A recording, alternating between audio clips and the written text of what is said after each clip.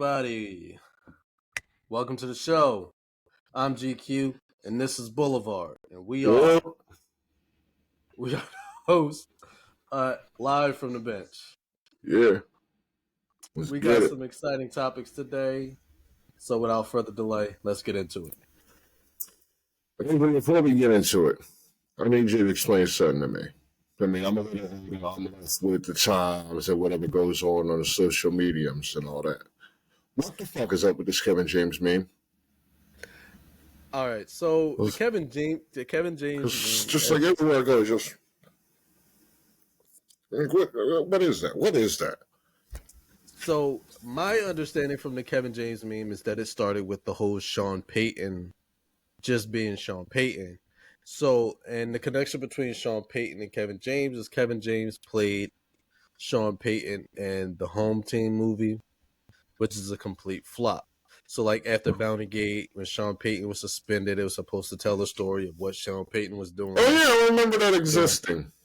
Yeah, so it basically the movie supposed to tell what Sean Payton was doing during where he started coaching his son's high school football team, and doing that horribly, might I add. But that was basically it. But it kind of exploded into something completely different because basically Kevin James is like a meme all in himself. It's like every movie he plays in, he just makes a complete joke of himself in every movie, and he makes this face in just about every movie he's in, and it's just like, I mean, it is what it is type of thing.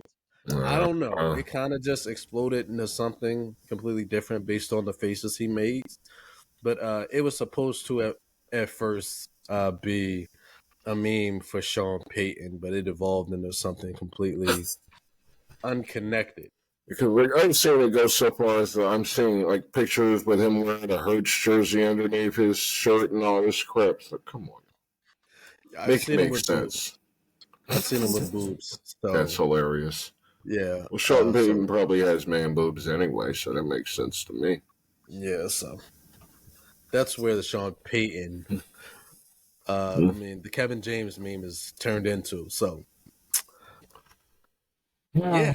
Okay, well, I guess I'm satisfied with that answer, but disappointed with that answer. Yeah. I mean, it's social media just gets out of hand. They take something, it seems to be a little bit interesting, and for likes, that's all it is, likes and clicks. Well, here at the bench, we do this for clicks, and we do this for wins. I guess. All we do is win. Win. Win. Anyway, where were we? What are we going to talk about today? Well, I think we should do something different. We usually start our show talking about football. Football. Yeah. But today we're gonna start because I feel like these are bigger topics going on. They kind of got everybody's attention and they're trending. We're gonna talk about the Damian Lillard. We're gonna just talk about NBA a little bit. Dame Lillard, Drew Holiday, and James Harden seem to be trending topics in the NBA, which is interesting, and because it's not LeBron James for a change. So, yay! Let's talk about this. Yeah, Boulevard. You're kind of the resident expert on the NBA trades recently because I'm actually paying attention. Yeah, you actually pay attention. I don't pay attention to much outside of football, so I'll let you take the lead here. Talk to me. Without getting into too many specifics, this past week, Dame Lillard has been traded to the Bucks from Portland, and Drew Holiday has been traded back to the Eastern Conference to the Celtics, also from Portland. These moves have dropped the Sixers all the way down to the ninth best odds of winning the championship. I mean, I'd say at this point they're about maybe the third, maybe third at best. To win the Eastern Conference, probably fourth, maybe even fifth. But the Celtics are now the favorite. They're slightly ahead of the Bucks, the Suns, and the Nuggets. The Celtics were at plus 500 now. They're somewhere around 375. So, it's just like, with that said, can we just go ahead and call the process a failure? because all of this crap, we should have been further along than we are. We shouldn't be struggling to get past the second round or completely failing to get past the second round of the playoffs year after year. We had the MVP, and that still isn't enough. It's just been a disaster since 2013. Sure, we've been a playoff team, but we haven't been a real factor.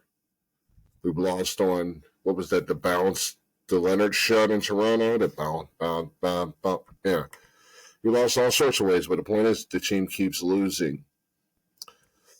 So, with that said, now it's all the way down to a team led by Joel Embiid, James Harden, and hoping every year that Tyrese Maxey takes the next step.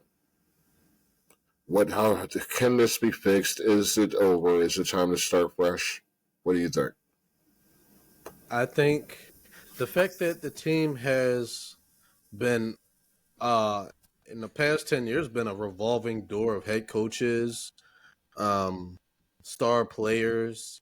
It's just been a revolving door of like just not knowing who the face of this team. The fact that the team doesn't have a literal face, because I mean, obviously you would assume it's going to be Embiid, but it's not working. You haven't won anything. You haven't been impressive. So I think at this point, yes, it's time.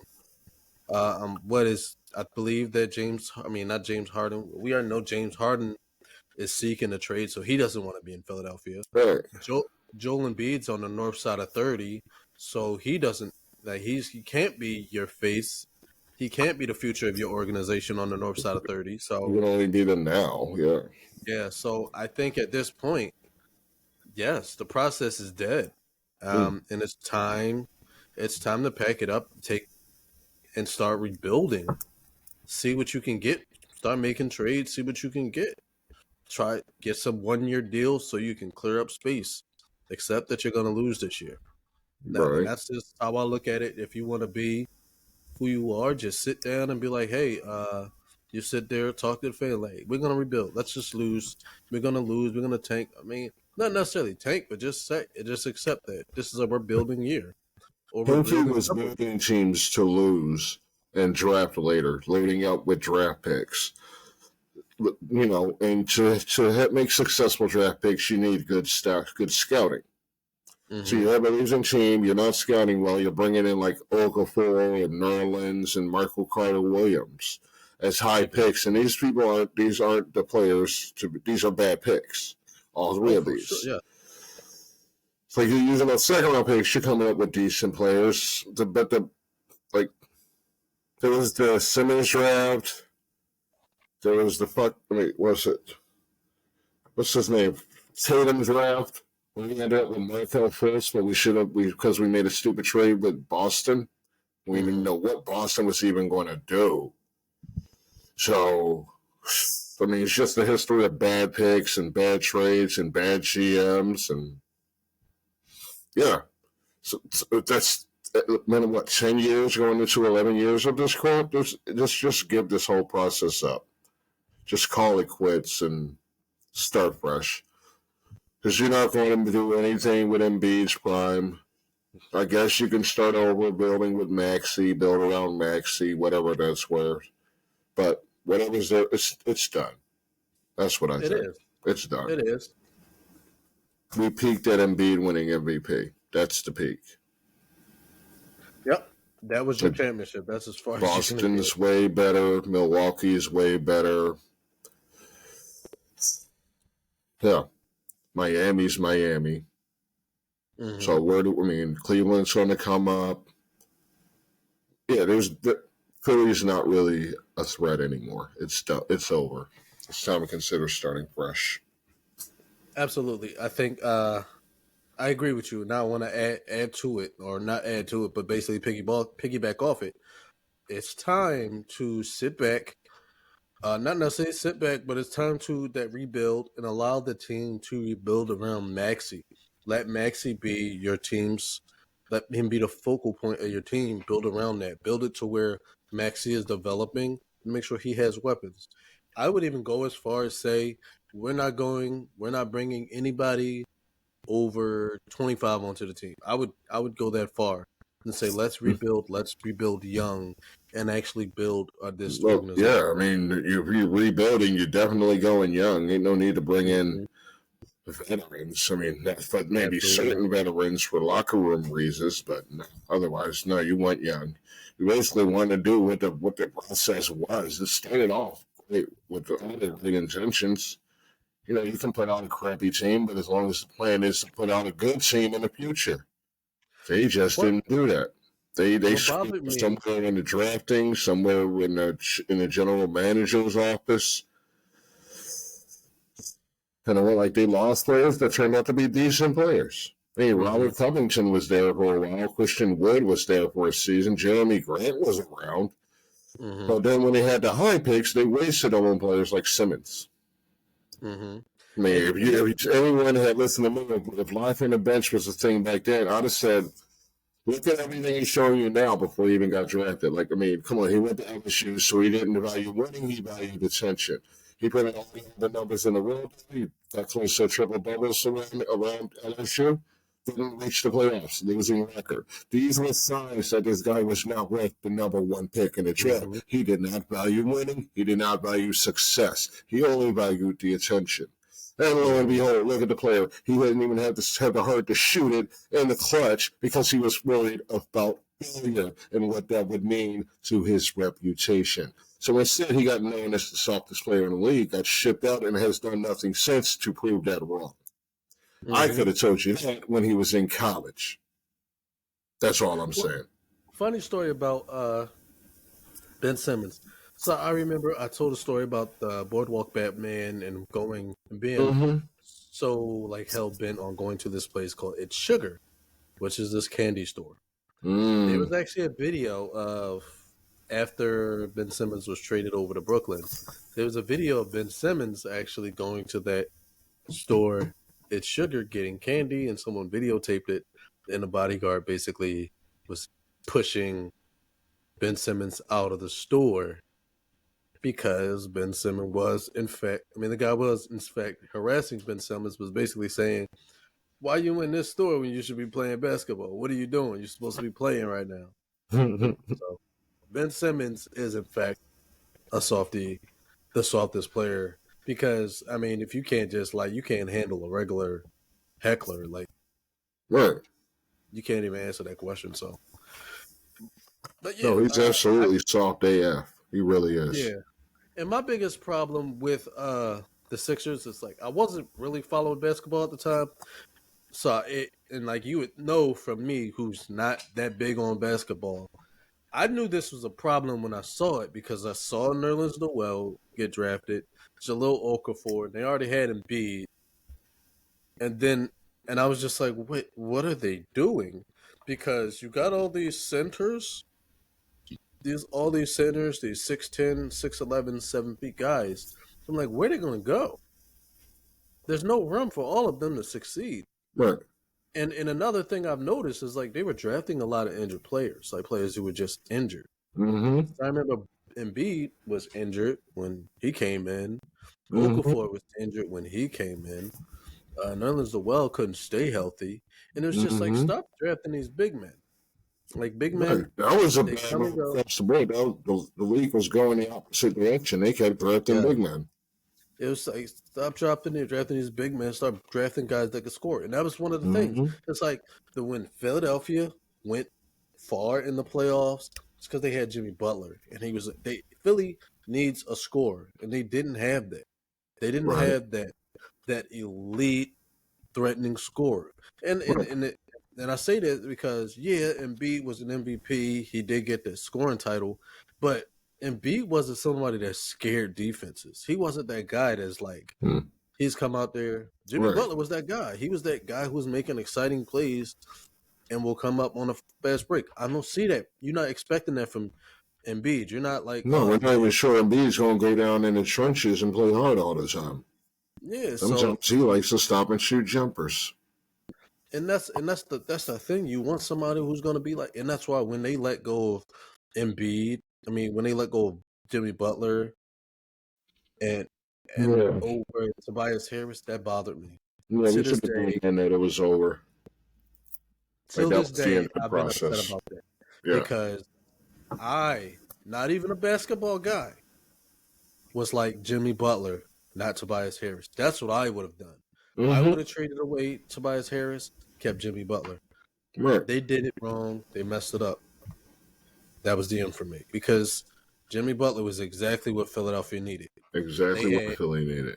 exactly what he needed. He was that hard-nosed guy that was getting in people's asses on the practice court. He was like, Mm-hmm. "Hey, get it together, And work now look at hard." him, Yeah, soft as hell out there. and that is exactly what he needed. He was getting in people's face about effort. He was getting on them. And that's what you needed in Philly. Then they Mm-hmm. didn't have that, so they were soft. So here we are. That's what happened. So that's the process. The process is in fact dead. R.I.P. the process. R.I.P. the process. You might be missed. I don't know. I doubt there will be. Um, moving on because the process is dead, but the rest of the show isn't. Woo! Let's talk about the NFL.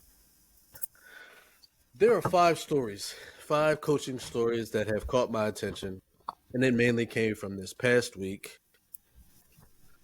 Uh, five head coaches who I feel like we need to talk about. And I'm sure you're familiar with each and every one of them. First, I want to go with Arthur Smith. Arthur Smith needs to start getting his players more involved. He needs to find ways to use them better. Case in point, Kyle Pitts. He's got a hell of a two-headed monster running backfield,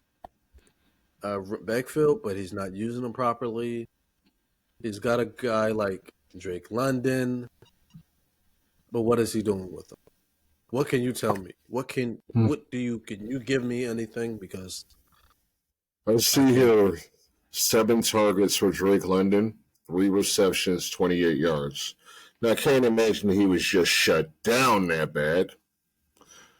So, I mean, is it effort? Is it talent level? Is it coaching? Or was it Desmond Ritter? I think it comes down to coaching Because because, Desmond Ritter had a bad game. but I again, don't know what we really expect of him, but he did not have a good game. He has not had a great season so far. He may not be that good. it comes down to coaching. 100% comes down to coaching, and the reason why I say that is because this right here, if you know that you're having trouble at certain positions, if you have like a quarterback that you're not, and this is just smarts, in my opinion. If you have a quarterback that is very inexperienced, you have to lean heavily on the run game. Seeing Mm-hmm. that Tyler Algier and Bijan Robinson as a total may not have gotten 25 total carries is a 21 problem. carries total, between 22 for the team. And that's a problem. Yeah, because 22 clearly Ritter was not the guy today. He should not have been, But at the he same should time, not they have. were beat up so bad they had to throw from behind. And that had, what's this name? Josh Allen, the other Josh Allen, the black Josh Mhm, Allen. But he had mhm. 3 sacks on And him. that's Yeah. just it. You got like come out the gate running the ball, and Mm-hmm. because yeah, if you're gonna find yourself behind and you're forced to throw it, you have to figure out a way to make your offense. You got to run that dink and dunk. You got to Mm-hmm. do that because Hey, any progress forward is supposed to be good progress. like if you're not that good, if you realize that your team is playing from behind, then you're probably not that good. It may not be a talent thing. It could just be a development thing. These guys aren't developed enough. You're fairly young offense. Like their receivers are young. Drake London's only this is like a second year. Yeah. Kyle Pitts is But he's third not, maybe. London's not showing anything, and neither is Pitts. So, I mean, that makes me But question a that's lot a of it. But it's a lot. I think it's a lot of utilization because Mm. Drake London is not a fast receiver. No, he's So not. the expectation of if you got a receiver who's not very fast but he's big, you gotta lean on those short passes to him. You're not Yeah. seeing it because you get those short. those short passes and let him use his body for those catches, that's what we're not seeing. We're not seeing a lot of that. With Right. Kyle Pitts, he's a quicker, he's faster than Drake London. Mm-hmm. You allow Kyle Pitts to be in a position where he's mixed. You find those mixed matches and let him actually do it. But we're Right. not You seeing need that. that tight end, which is where he Yeah, belongs. Instead of and we're trying to not be too seeing that. cute, trying to be fancy. Like, no. You got two running backs, you use those running backs.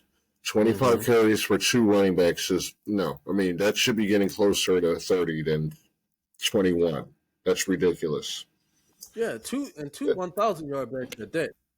Like Yeah. with John Robinson, we know he's a 1,000-yard back. Tyler Algier, he gave you 1,000 yards last year.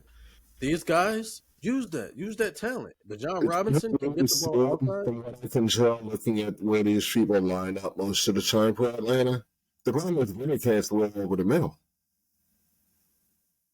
Then Like that's a that's how it problem. seems because I mean you got London, he's a big guy. You got Pitts, he's a big guy. I mean, you're gonna have these people going over the middle, not so much over the top. So they can't get open. Or either they're not getting open or really can't get the ball to them. So and that's a developmental thing. Yeah, He might have the talent, but we won't know because there's no development. Like right. here's the difference between a guy like Desmond Ritter and Jordan Love. Jordan Love was sitting behind one of the best that ever did it. Mm-hmm. Now he looks better because he sat behind one of the best that ever did it.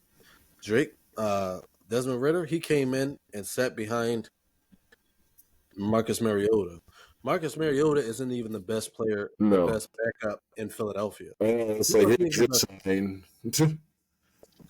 it's just like that is not the guy you want your quarterback to be developed sitting I behind and mean, developed. I know Atlanta's the focus of this conversation, but Jacksonville would have lost to most teams this week with their performance. Mm-hmm.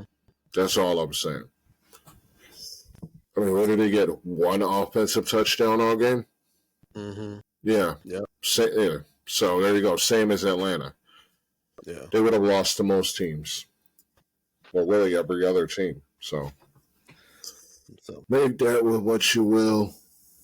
let me ask you this about Arthur Smith. Is he going to have a job next year in January? Will he still be In will he have a job? Atlanta, no. Well, he may Okay. still be employed. May not have been terminated yet by then, but he'll be on the way out. Okay. I feel like they have to hit the playoffs this year, or it's time to start. He's gone. Okay. Let's get to the next coach. Who that Is is? is Jordan Love going to expose Matt LaFleur? I think Matt LaFleur's already exposed. I mean, we can't tell by now that this man can't like set up an offense. Like he can. How else would we scheme? Mm-hmm. The man doesn't seem very good at scheming people open or scheming big plays or anything of that sort. He was supposed to be a quarterbacks guy, but I mean, we can all see how that's going. I'd say the best C total for the season between him and Love. Not going great, but it's not the worst. I mean, Love has had a few years to sit back and watch and learn and sit in the film room and talk shop without actually having to go out on the field and execute. So a lot of this stuff should be just in his brain. It should be acquired knowledge that's already sitting there, but you're not seeing it being brought to fruition. So it could be an arm. It could just be Jordan Love doesn't have the brain. It could be Jordan Love doesn't move very well in the pocket and he just gets beat up. It could be the lack of a strong running game or a consistent running game or consistent receivers, or it could just be the coach just schematically over his head.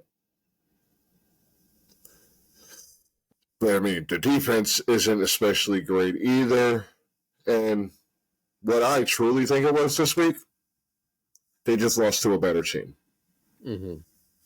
Even with Jared Goff, who I put in Jared Goff, Jordan Love, neck and neck talent wise. So, yeah, but Jordan Love had a terrible game. They were on his ass all game. He couldn't. he was under pressure. So What I think the problem is with Matt LaFleur is like he found success in a system that was predominantly operated under Aaron Rodgers. He found success with Aaron Rodgers as quarterback. mm-hmm. Now that he had to move on from Aaron Rodgers to Jordan Love, who he's had years to develop, but clearly has not. He didn't even change his scheme. He didn't change the system, Right. considering he had a new quarterback coming in.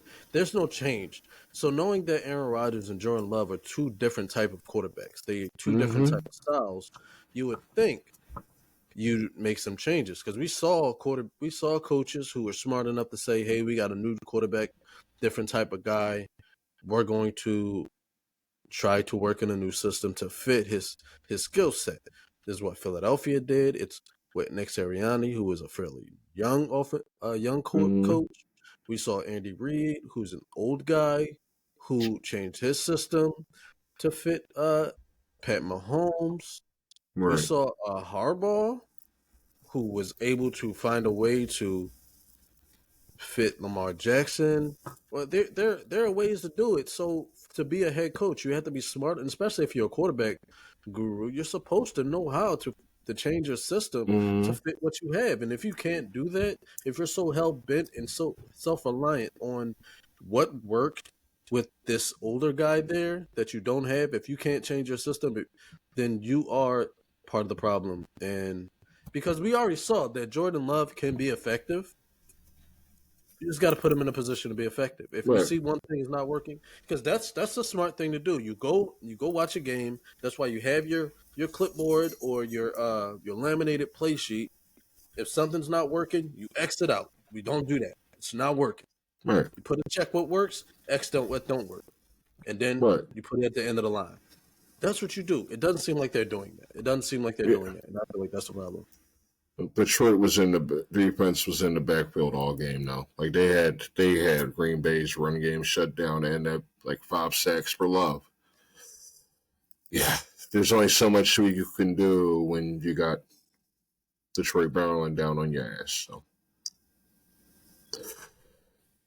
I mean, I'm not going to absolve Jordan Love from this. He's responsible for his own mistakes too. A coffee wearing out. But yeah,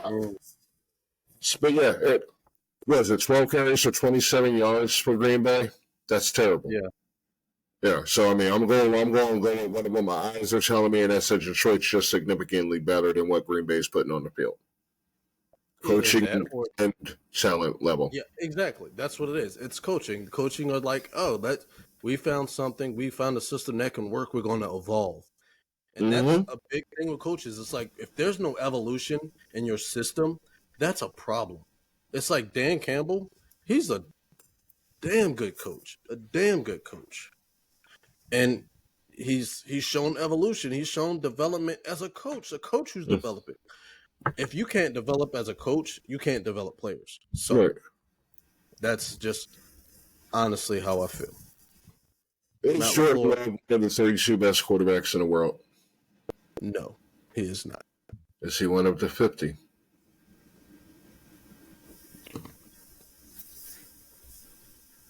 Yes. In the league right now, yes. In the world, not in the world, no. Because I think there might be college quarterbacks better than Jordan Love. Good Lord. Oh, no debate out of me. All right. Also, David Montgomery had 32 carries for 120 yards and 3 touchdowns. That's too much. They just Green Bay just lost the battle in the trenches. That's what happened. Yeah. All right.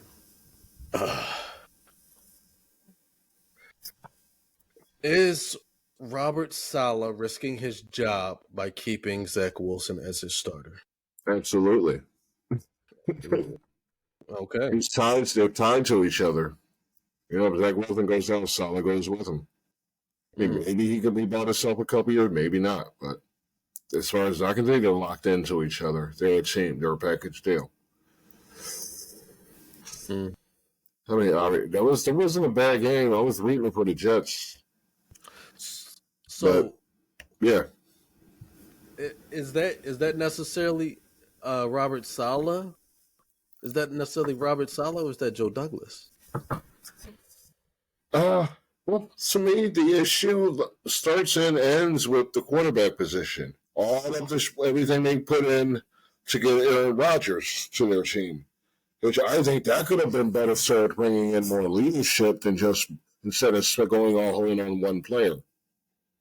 You could have used more depth at multiple positions, including quarterback. You could have done, someone to at least compete with Wilson. But we see at his best, he's a pro at his best. We saw that this game.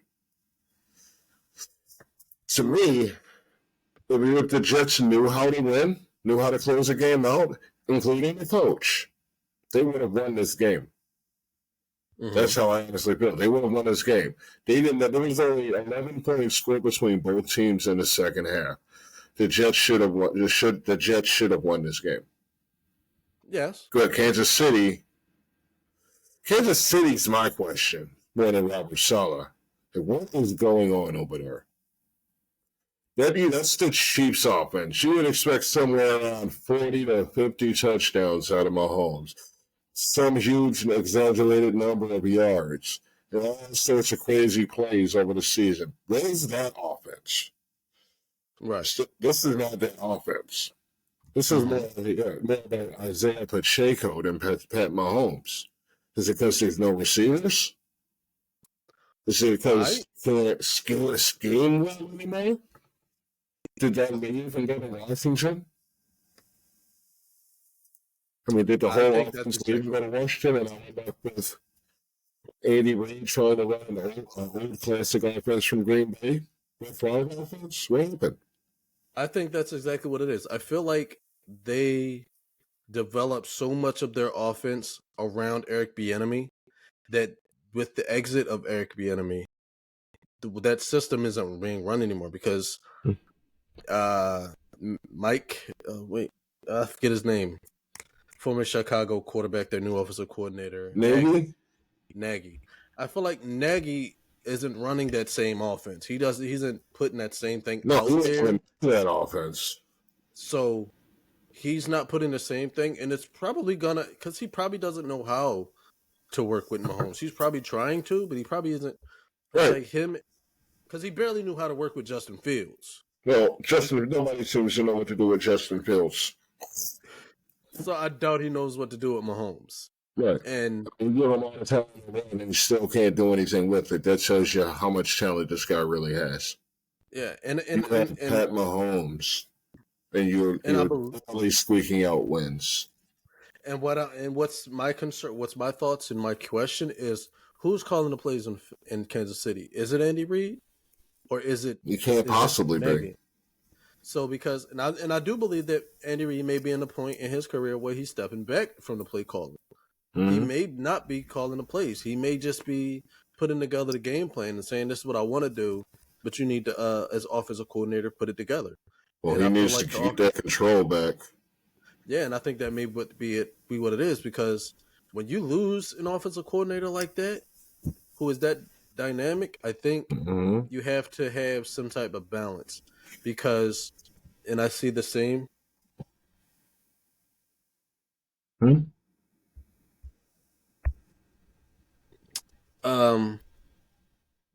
see the same. Yeah, I see the same thing in Philadelphia with the transition. There need to be some type of balance. I get giving that offensive coordinator some time to feel himself out and figure it out. But Matt Nagy has been in this position before where he is leading a team. Brian Johnson's different. He's never been in this position before. He wasn't great there either. So Matt Nagy has to figure out what he's supposed to do, and that's the problem. When you're unable to develop as a coach, you look bad. Even as an offensive coordinator, you look bad. So I think that's herein lies where the problem is. So just a lot of disappointment all around. We always expect more from Kansas City than this. Jets, you haven't peaked yet. Your story isn't finished. You just messed up a lot by going after Rodgers instead of maybe Bridgewater and assorted veteran players out there that would help with your locker room, that would help you learn how to win, how to finish wins. But no, you went after Brett. You went after Aaron Rodgers. Every time I go to say Aaron Rodgers, I slip and say Brett. The same almost difference. Like they're similar. The same situation. Yeah. I wouldn't be surprised if Aaron Rodgers is in Minnesota next year. They're already talking about trading Cousins. I wouldn't be surprised if Brett Favre goes to. I'm sorry. What was trading Cousins even do? Cousins ain't the problem. Cousins is not the problem. No. They were talking about Cousins going back to Washington. Oh, hell no. Why would he? Yeah. Like what? Because Dan Snyder up is supposed to be better automatically? Nah. I don't see that happening. So what team is next? Huh? Next, we're going to talk about LA Chargers. The LA Chargers. Whack. All right. Is Brandon Staley one late season disaster from being ousted as head coach in the LA? Yeah. Well, I mean, it'll definitely be a few before we get to the end of the season. It's just what the Chargers do. I mean, they then forgot how to throw the ball. He's supposed to be an MVP candidate. They were projected for the playoffs. None of these things look possible now. They're not putting out a good product week to week. Not offensively, not defensively. I can't even say with certain confidence that they're trying their best, that they're even trying. I mean, they won, but they beat the Raiders, and it was close. It had no business being as close as it was. Los Angeles didn't even score in the second half. Terrible. It's like terrible. The team, I don't know if it was the second half adjustments went wrong, or if they didn't make any, and Vegas did. But somehow, like, the second half, Vegas won. And it was way closer than it had any fucking business being. That's a bad team. It should not be that close. They had Aiden O'Connell starting. He did nothing. He threw the ball 39 times. He did nothing with it. One interception, sacked 7 times, by the way, by the Chargers defense. Still closer than it had any business being. I mean, Herbert barely got to 50% of his passes. Joshua Kelly didn't do anything with 17 carries. Josh Jacobs didn't do it. Like, this was a disaster of a game. The Chargers, if they were the team with the offense and defense that we thought they were supposed to be, this should have been at least 10 points more scored. This should not have been a 7-point game by any stretch of the imagination. It should not have been closer. Should not have been competitive with Aiden friggin' Connell at quarterback. Who? Exactly. It's a whole new AOC, but this one don't scream at you in a squeaky voice. That's a politics joke. Yeah, personally, I think Brandon Staley should have been gone. He's been making bad decisions for a couple years now. They're not winning. They're not winning, and they're wasting Justin Herbert. I'm even questioning if Justin Herbert's even overrated. Maybe is he underrated, overrated? I think he's just not. I don't know. Like you have a lot of talent in LA offensively. You have talent defensively. You got Asante Samuel. You have Derwin James. You have Bosa. You had Khalil Mack and Bosa at one point. I don't know if Khalil Mack's still there, but at this point, if you're not winning, then there's a problem somewhere it's got to be the head coaching position. It's got to be, because if you have those weapons and you have not won, this is again where I say you're not developing as a coach if you can't make a change. Because there's a problem. Because I think it's about time that people stop blaming the OC, stop blaming the DC. Because if you're seeing the same problems over and over and over and over again, there's a head coach. There's a problem at the head coaching position. Yeah, but there's a whole ladder of firings that happen before you get to the coach. Sometimes the GM goes before the coach, though. Not always, but sometimes. Like sometimes everybody else gets blamed first before the head coach. I mean, but the problem, for the most part, will begin with the head coach. Even if it's just someone that the head coach brought in to be their coordinator, it's still the head coach's irresponsibility that put them It in a is. situation. Yes. So if you can see the coach failing at his job, showing failure to bring in the right people, locker room, yeah, you see that like the finger should be pointing at the head coach from the beginning. If it's a scheming Yes, problem, absolutely. it's the quarterback. If it's a personnel problem, it's the general manager. If it's a development problem, it's the coordinators. Mm-hmm. That's the way it should be looked at. But no, there's a whole ladder that goes with it. Yeah, everybody, if you can be doing everything right, but and I say it, I say this because it's not like Herbert's having a bad year. It's not like here they're not producing, they're not putting up numbers because they are. But they're moving, they're doing things like L.A. The Chargers are looking like they come out and they play and they look like a good team. They look like a good team. They They play like do. a good team. They do. So why is it that they're not going anywhere? It falls on the head coach at the end of the day because Mm-hmm.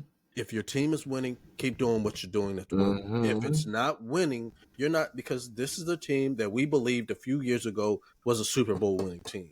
I remember hearing that quite a bit. The Chargers were a favorite a few years ago to win the Super Bowl. And now they're no longer in the conversation. Right. And that And falls on the their head offense coach. hasn't changed. Offense hasn't changed. The defense has gotten better. They went out and got weapons. They Mm-hmm. got what's the guy, JC Jackson from well, I think Mm-hmm. he's not Yeah. listed, but still, you Hey, at went least out you and got tried. weapons. It's not like and I think that issues like that fall on the head coach as well. Because if you're not sitting down, you're not talking to your players are like, hey, don't do no dumb shit. Don't do dumb shit. Because I think as a head coach, you gotta sit down and don't do dumb shit. You Well, don't now come here at the and do pro dumb shit. level, you shouldn't be on you at the pro level. They're adults. They should know Yeah, but better. you They still should talk be to your more players. responsible. But yeah, you still, yeah. It's Like a that whole development thing. father figure thing, that's college shit. Because college coaches will be there for your whole career. Not so much in the pros. I don't think. Like you could go through 3, 4 coaches in your whole career. So Yeah. So I think it's Brandon Staley has already at a disaster. I don't think it's going to take a late season disaster for him to be ousted. I no, I think think, the disaster's just it's happening consistently week to week. yeah, Even when they're and winning, it's yeah, still underachieving. I think we're beating a dead horse with Brandon Staley still being in charge of this team. I think it's time to make that change. He's kind of like Make that change. because I remember Andy Reid was the head coach in Philadelphia for a long time. He was seeing success, but it wasn't really going anywhere. And I think it got Mm-hmm. to that point where it was like, it's not something that you're doing wrong, Andy. I think it ran its course. I think now in the NFL, that time frame is a lot different. You don't have as much time as these other coaches for the for time to run its course. You got like maybe 2-3 years before you have to start producing something, and if you don't, it's time for you to pack up and leave. We saw that with Doug Peterson. Doug Peterson got us a Super Bowl in his second year as the head coach, but guess what? Mm-hmm. He failed to capitalize on that Yep. two seasons later, and that's what you don't have that much time left after you do it. Nick Sirianni, he lost, he was losing, he took him to the Super Bowl. Now he's got a year. He's got a year of okay, this is fine. With if like you can just like with the problem with Doug Peterson, he went to the Super Bowl, but guess what? Other than that season, he went to the Super Bowl. He failed to put up more than 10 wins. That was something that I always wanted to acknowledge. He didn't Mm-hmm. get the Eagles more than 10 wins. All Nick right. Sirianni is doing something way different than that. He is getting wins. I Mm-hmm. think that's the problem with Brandon Staley is he's not getting those. He's not getting the wins that he should be getting. He's not winning the games to get you, and especially with a team like that. There are many coaches that can win with that. Yeah. So, I mean, it is a hell of a roster there. hello, yeah, exactly. He's got the weapons to win. He's Mm-hmm. just got to get it together. Somebody's got to get it together, or somebody's got to be fired. Right. But I've been saying Brandon Staley should be fired because I think he's a dunce. But This you have, yes. all right, and then moving on from Brandon Staley, a guy who I feel should be fired, should be termed, and without question, Matt Eberflus. It's a shit show in Chicago. It's a shit show in Chicago, Yeah, and I hate looking at it. It's like, and it's not just, it's like you think Chicago is the city. The city is a shit show, not just the city. And I hate to talk bad on Chicago's a Chicago. nice enough city. Okay, all right, Chicago's fine. It's a city. okay. The city, the people, they're not the problem. I The mean, I think that 100-year-old owner might be that lady that owns it. She might be the problem. Her children, that is, it might just be ownership that's the problem. Because when it's that poorly run and the shit quality of, you know, if it runs all the way up to the top, from the bottom to the top of the company, like the ownership, that's bad. Because the ownership group is terrible. well that too. But here's the thing, because Chicago loves their team. I'll say Of that course. Chicago loves their team, and I think Chicago is letting them slide. The city is letting this organization slide. Mm-hmm. They almost lost the team. Mm. They almost lost the team. What was it, a year ago, because of the stadium situation? I don't even know if that stadium situation is even blew over. I still think they're dealing with it. Probably. So They're dealing with a uh, lot of things over there in the company, corporation. so yeah, so there's a lot going on in that organization, top to bottom. I look at Matt Eberflus and I say, Matt Eberflus, when we start doing mobile quarterbacks, I'm pretty sure Matt Eberflus was in his late 30s when mobile quarterbacks started becoming a thing. So I'm sure he doesn't know. When he started coaching, I doubt mobile quarterbacks were a thing. I'm sure he doesn't even know what a mobile quarterback is. I don't think he knows how to run a modern offense. I think he just got lucky. That It's does about happen. he should go back to the drawing board or just not coach anymore. Like, I think, like, you see guys who are just way too old and are just like getting by off of someone else's success. Personally, Oh, because go on. Matt Eberflus is just not it. I think the entire Chicago organization is just not it. It That's may what not that's be. what this game It may not was. be Matt Eberflus. It may not be Matt Eberflus. It's just the entire It's organization. not And Matt Eberflus. It's Matt Eberflus. It's Justin Fields. It's the general manager. It's the ownership. All of that is terrible. Like when all of those things are terrible, it's disaster. I mean, the Bears led this game. They were winning by 21, and they let the Broncos of all teams come back. The Bears didn't score in the fourth quarter. I'm pretty sure let me look at this again. That's what I thought. Yeah, Denver scored 17 points in the fourth quarter to win the game. They tied it on an interception. It's like Fields fumbled the ball. It was just, the Bears lost the game for themselves. The Broncos did not win that. The Bears lost it. The Bears don't know how to win because the Bears aren't built to win, because their ownership isn't built to win, their coach isn't built to win, general manager doesn't pick players who want to win or know how to win. But everything about this organization is bad. It's probably the most poorly run organization in sports outside of the Oakland Athletics. It's just terrible. So, no matter what happens here, if you're going to Chicago to be a football player or an employee of the Chicago Bears, you can't expect success at any level because that team just does not understand the word. That's the problem. It's Chicago. Chicago will Chicago, and Chicago will go 0-16 this season because they are not capable of being a team mentally. they'll probably trade their first round pick away. Probably. They'll do something stupid. They're going to bear. Bears are going to bear. Bears are the new Lions. Bears are the new It's so Browns. embarrassing. It's because, and I say this like when it was like they were all the rave about Ryan Poles being hired as the GM. Mm-hmm. I didn't like it. I remember when Ryan Poles was drafted by the Bears as an offensive lineman, and then he did nothing in his career. And it's just like, how can you develop yourself? You failed to develop yourself as an offensive lineman. Right. And he only got picked up because of someone else's hype.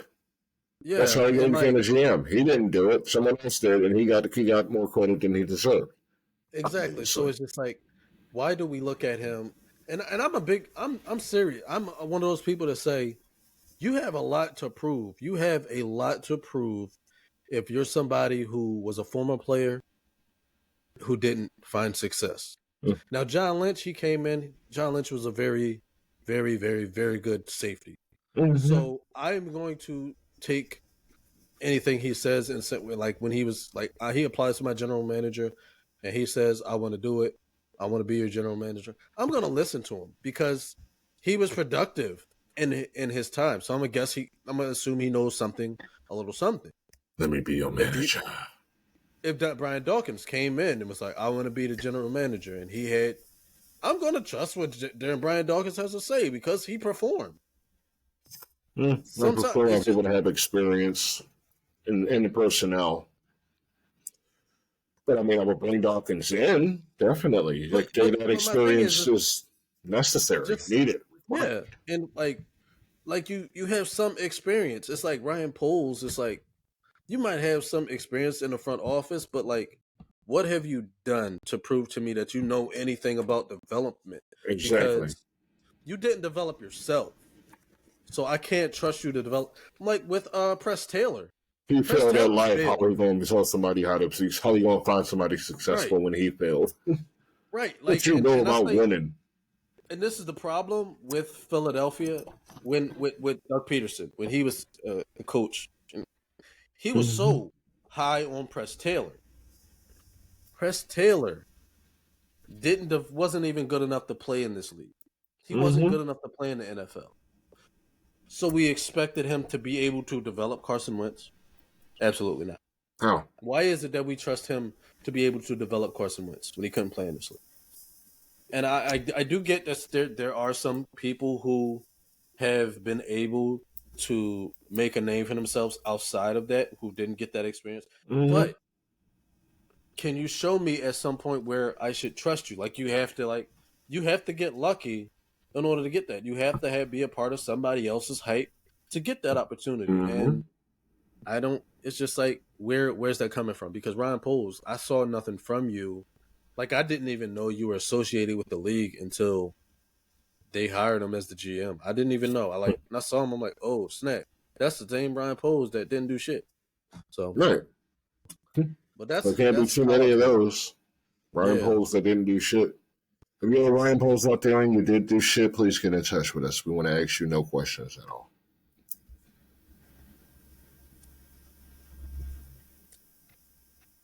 So yeah. So exactly. Pause. Uh, but I want to move on because we know these head coaches. This is one question: Yeah. is there any of these coaches out of the five who are still going to be employed in January? The middle names again? Arthur Smith, Matt LaFleur, Robert Sala, Brandon Staley, Matt Eberflus. Still, he might be. If the Chargers keep squeaking the wins, yeah. Eberflus, no. Smith, probably not. Salah, Salah's a maybe. Staley, if they make the playoffs. Who am I missing? LaFleur. The floor, no. God, no. You know what? It's Green Bay. They don't know what the hell they're doing upstairs. Maybe the floor is still there. The Maybe they problem with decide Green to Bay blame is, Maybe they blame someone else. I think the problem in Green Bay is the fact that they don't have an owner. That's a turnoff for a Yeah. lot of people, not having ownership. Right. Um, all right. Well, let's get to the fun stuff, the stuff that matters, the only thing that matters. The Philadelphia Eagles. Yes. They won. It was a scary game, but they won in overtime. I got a few notes that I want to kick off, and then I'm gonna hand it off to you so you can get what you got. Mm-hmm. My notes are this: Jake Elliott is Captain Reliability. Mm-hmm. He is Captain Reliability. He's the guy you turn to. He is what Vinatieri was to the Patriots. Yes. Josh Jobe is a liability. Yes. It is time to stop saying, let's give him a shot, let's give him a shot. We can't afford to give him a shot. We are a team that just came out the Super Bowl. We can't just be giving this guy a shot. If he's not, he's just getting beat. Like too many plays. Like this game was lost on his almost lost on his lack of defense. Ron Rivera just announced that he thought that he could probably get the two. He wanted to go for two, and he thought to throw it in Job's direction, but he just wanted to be safe. That is very uncomfortable. That is very uncomforting knowing that a head coach from another team was like, yeah, let's pick on your weakness because, you got a weakness there. They want to pick on it. It was almost, I feel like if they would have ran that play, if they would have did it, they would have gotten that 2 points. That's what scares me. Mm-hmm. So Josh Jobe is a liability. Why are you doing that? I got something on my nose. Also, Terrell Edmonds, a guy who I was very high on. I thought he was going to be something. He looks completely lost in that Philadelphia secondary. He does not know what he's supposed to do, where he's supposed to be. He's just arriving late to every play. He's missing tackles. He's like the biggest safety on the team, almost linebacker at 217, 218 pounds. And he's missing tackles. Like he could have had a sack on Howell, and he just completely over pursued. It's just like you getting beat by a quarterback who is like slower than you. Somebody, it's just like he just out of position, caught out of position as a safety. It's dumbfounding to me. Shout He's out to lost. Nick Morrow, 3 sacks in the game. Yes, as a middle linebacker who's not supposed to have 3 sacks. Shout That's out. wild. But Eagles secondary. Go ahead. No, go ahead, please. Okay. The Eagles need to make a move now at safety. They need to make a move. They came in the game with 2 healthy safeties, just 2. And when it's just they need to make a move. Denver has a nice safety that might be available. Listen, at this point, I'm willing to go. What is it, Caleb Stearns? I'll go after him. Yeah, why not? Who are you talking about? I don't remember. Go on.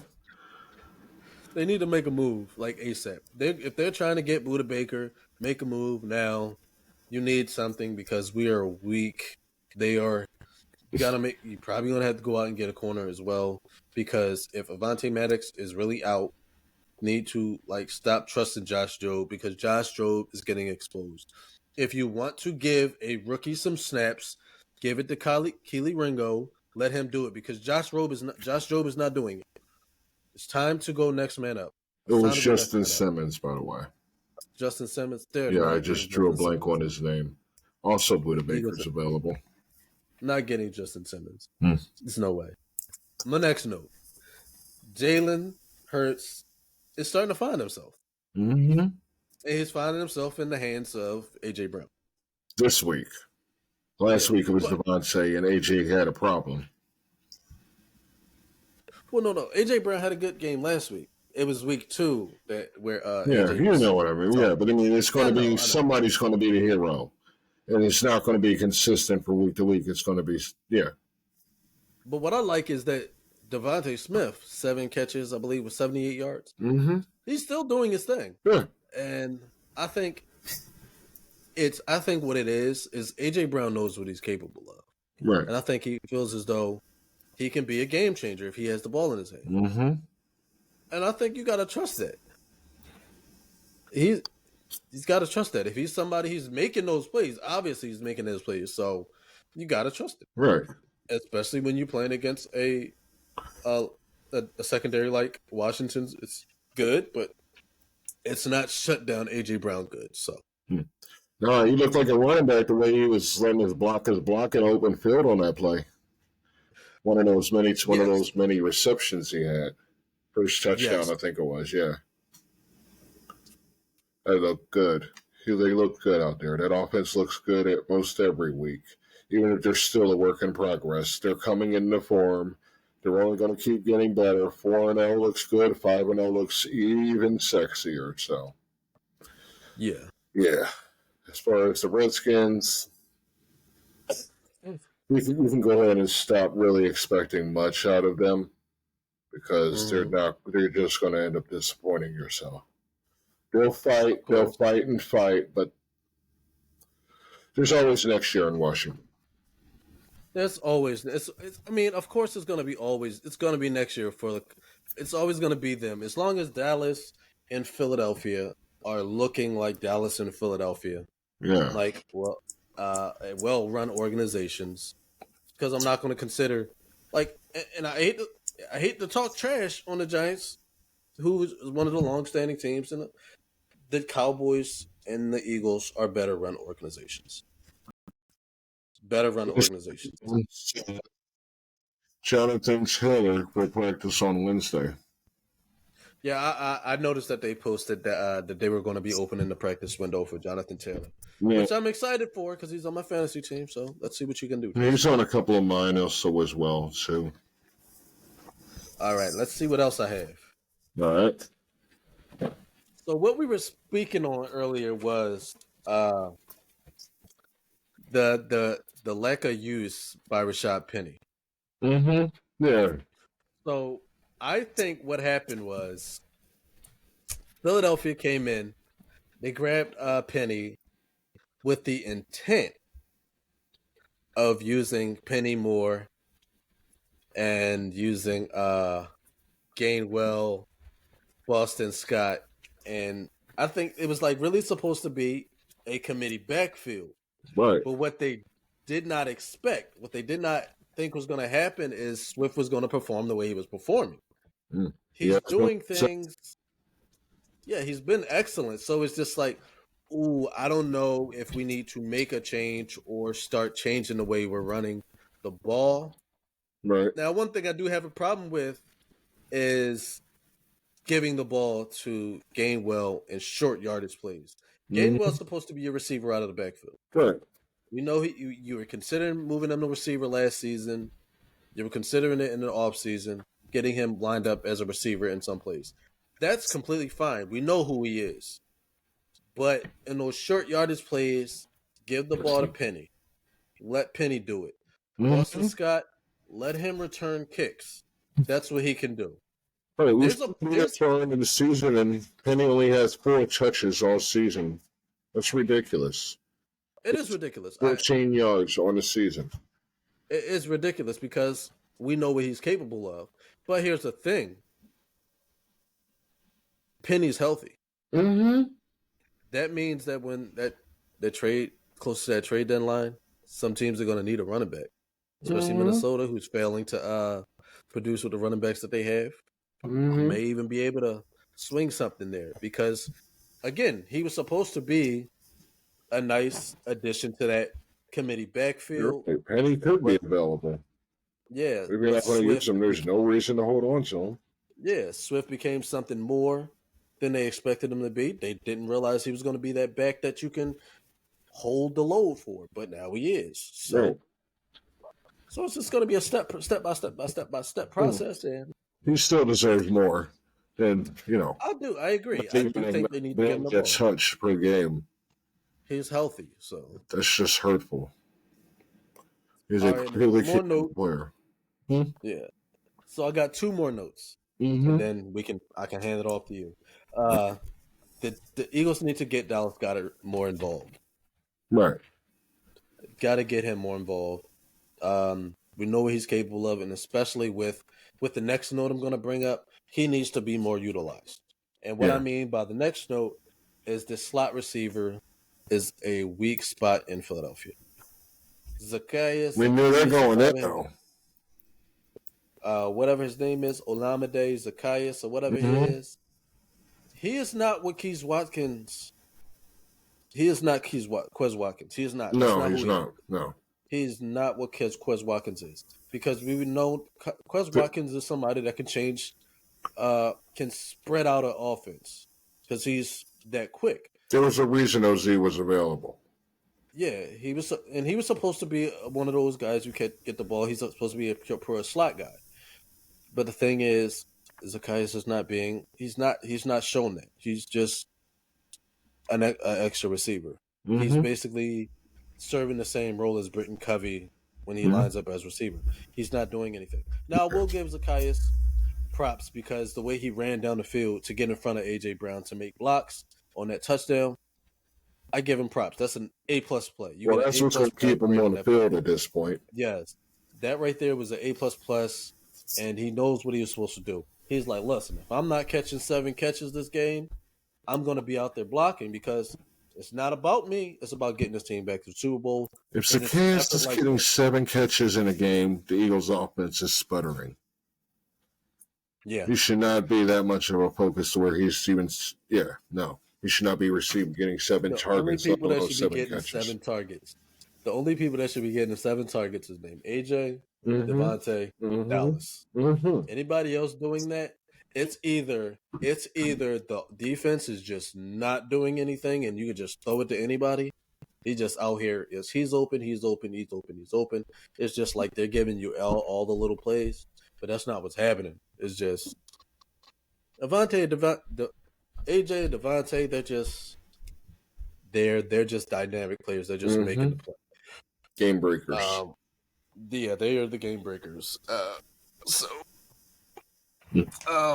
That's just my notes. I don't know if you have anything you want to talk about for this. Well, I'm going to rehash all of the games that we didn't cover, probably, even the ones we did. Just, quick go-overs of the scores. And then if you want to discuss tonight's game any further than we did earlier in the week. Excuse me. All right. So the Lions beat the Packers in Green Bay 34-20. We already know this. Okay. The Jaguars beat the Falcons 23-7. Again, we know this. We just discussed this. The Bills beat the Dolphins, ending their win streak, stopping them at 3-0, 48-20. Just 20 points this week. Josh Allen had to break out. He had 4 touchdowns. Excuse me. Broncos beat the Bears 31-28. They came back from 21 down to win it. Ravens beat the hell out of the Browns because the Browns are the Browns. Lamar Jackson 186 yards in the air, playing more on the ground. Titans beat the Bengals 27-3 in Tennessee. Derrick Henry only had a 100-yard game. The Browns beat the Colts in Indy 29-23. Puka Nakua, 9 receptions, 163 yards. Puka Nakua. Buccaneers beat the Saints in New Orleans 26-9. Baker Mayfield had 3 touchdowns. Chris Godwin had 114 yards on 8 receptions. As we just said before, Eagles beat the Commanders 34-31 in overtime. Thanks to our kicker, he's a lovely, lovely man. A.J. Brown, 9 receptions, 2 touchdowns, 175 yards. Vikings beat the Panthers 21-13. Ain't nothing to really note in that game. It was just terrible. Steelers beat the Texans 30-6 in Houston. Maybe we should talk about if Mike Tomlin's on the hot seat yet. That's it. Nico Collins, watch. 7 receptions, 168 yards, and 2 touchdowns. Y'all really messed up not drafting this guy. Gee Q drafted him. That's why he's undefeated in first place. Next up is San Diego versus the Raiders. The Chargers barely got by the Raiders after allowing them to come back 10 points to get within a touchdown. Aiden O'Connell, 238 yards, making his season debut, career debut as quarterback for the Raiders. The Cowboys beat the Patriots 38-3.